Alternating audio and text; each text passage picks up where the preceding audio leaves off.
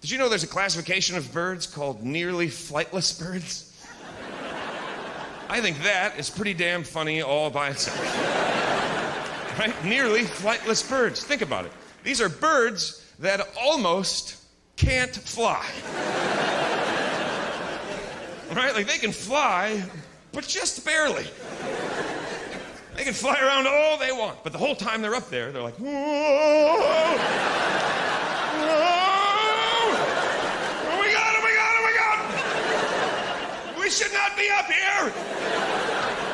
We are like this close to not being able to do that. Nearly flightless birds, who's making that stuff up? We'll call these birds nearly flightless birds. Why? Why not? Good point.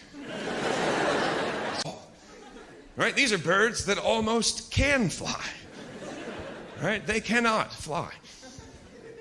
But they're close. And they don't know that they will never succeed. So they'll spend their whole lives just running and jumping. This is gonna be the one! Woo! Son of a bitch! Why must we be nearly flightful? So that's what we get, nearly flightless birds. What are the other ones? Completely flightless birds? They're just sitting on the beach like, this is bullshit. Why are we even birds? All we can do is waddle around and bitch about how we can't fly. This sucks. Make me a rodent. Call me what I am. All right, then of course there's completely flightful birds all the way at the top. Just a bunch of elitist bird assholes. Think they're better than everyone else. Flying around with attitude like,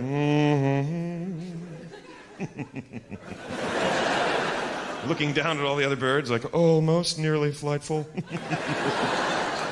Almost, buddy.